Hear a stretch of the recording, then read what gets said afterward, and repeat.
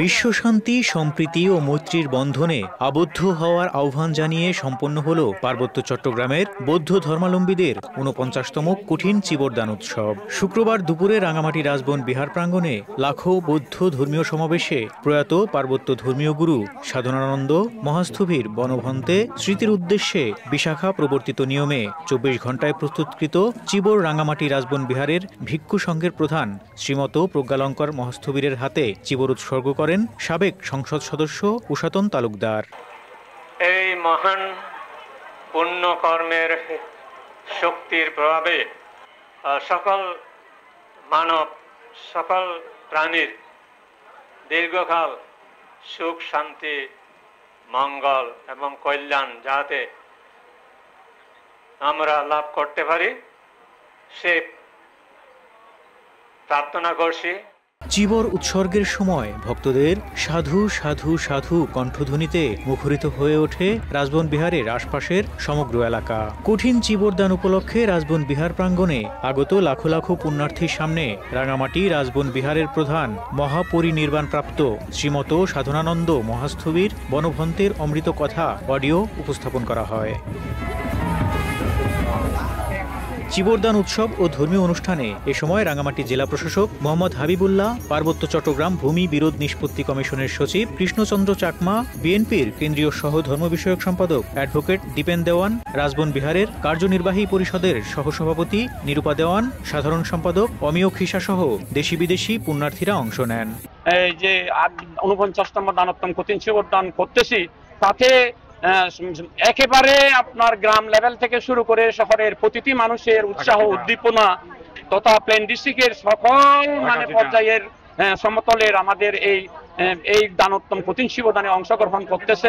আশা করতেছি এবারে প্রচুর লোক সমাগম হবে এবং উৎসাহ উদ্দীপনার মধ্যে আমরা। দিনব্যাপী অনুষ্ঠানে কঠিন চিবরদান ছাড়াও বুদ্ধমূর্তি দান, সংঘদান, অষ্টপরিষ্কার দান, কল্পতরু দান, বিশ্বশান্তি প্যাগোডার অর্থদান, হাজার প্রদীপ দান অনুষ্ঠানের আয়োজন করা হয়। বৌদ্ধ ভিক্ষুদের পরিধেয় গেরুয়া কাপড়কে বলা হয় চিবর। প্রাচীন রীতি অনুযায়ী ২৪ ঘণ্টার মধ্যে তুলা থেকে চরকায় সুতা কেটে সুতা রং করে আগুনে শুকিয়ে সেই সুতায় তাতে কাপড় বুনে চিবর তৈরি করে বৌদ্ধ ভিক্ষুদের দান করা হয় বলে এর নাম কঠিন চিবরদান। এটাই তো কঠিন চিবরদান মানে হলো এই সব অন্য ধরনের চাইতে এটা হলো মানে সর্বশ্রেষ্ঠ দান, বস্তু দানের মধ্যে সর্বশ্রেষ্ঠ দান। সেই হিসেবে আমরা মনের আনন্দে এটা উদযাপন করতেছি। মূলত আমাদের শ্রদ্ধেয় ভক্তদের ৩ মাস বসবাস করার পরে এই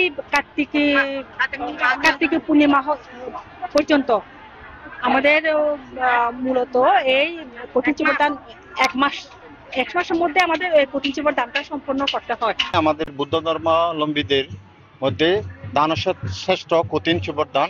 কঠিন চিবরদানটা আমাদের দানের মধ্যে শ্রেষ্ঠ। এই দানের ফলে আমরা পূর্ণ লাভ করব। আমরা সবাই সমবেত হয়েছি। আজকের দিনটা আমাদের বৌদ্ধ ধর্মাবলম্বীদের জন্য অত্যন্ত গুরুত্বপূর্ণ দিন। এর আগে বৃহস্পতিবার বিকেলে বেইন ঘর উদ্বোধন ও চরকায় সুতা কাটার মধ্য দিয়ে রাঙামাটি রাজবন বিহারে শুরু হয় ২ দিনব্যাপী ৪৯তম কঠিন চিবরদান উৎসব আনুষ্ঠানিকতা। রাতভর তুলা থেকে চরকায় সুতা কেটে সুতা রং করে আগুনে শুকিয়ে সেই সুতায় ভোর ৬টা থেকে বেলা ১১টা পর্যন্ত চলে চিবর বুননের কাজ। দুপুরে ভিক্ষু সংঘকে সেই চিবরদান করার মধ্য দিয়ে পার্বত্য চট্টগ্রামের বৌদ্ধ ধর্মাবলম্বীদের সবচেয়ে বড় তীর্থস্থান হিসেবে পরিচিত রাজবন বিহারের ২ দিনের চিবরদান উৎসব সম্পন্ন হয়। রাঙামাটি রাজবন বিহার উপাসক উপাসিকা পরিষদের সহসভাপতি নিরূপা দেওয়ান বলেন, বৌদ্ধদের যত ধরনের দান রয়েছে তার মধ্যে সবচেয়ে পুণ্যের দান হলো কঠিন চিবরদান। এজন্য কঠিন চিবরদান উৎসবকে দানোত্তম চিবরদান উৎসব বলা হয়ে থাকে। এবছর রাজবন বিহারে প্রায় ২০০ বেইন ও ১৫০ শতাধিক চরকার সাহায্যে ১,০০০ দায়ক দায়িকা চিবর বুননের কাজে অংশগ্রহণ করেন। এছাড়া এবছর ভারতের মহারাষ্ট্র থেকে ৪৮ জন সহ আমেরিকা, থাইল্যান্ড ও শ্রীলঙ্কা থেকে বহু পুণ্যার্থী রাঙামাটি রাজবন বিহারের ৪৯তম দানোত্তম কঠিন চিবর দানানুষ্ঠানে অংশগ্রহণ করেন। কঠিন চিবর দান হচ্ছে দানের মধ্যে সবকিছু উৎকৃষ্ট দান হিসেবে ধরা হয় আর দানের মাধ্যমে পুণ্য লাভ করা হয়ে থাকে। আর কঠিন চিবর দানের মধ্যে রাঙামাটিতে যতগুলো সম্প্রদায় আছে সবগুলোর একটা মিলন মেলাও বলা যায়। এখানে বিভিন্ন ধর্ম সম্প্রদায়ের মানুষ আমরাও আসছি দেখার জন্য।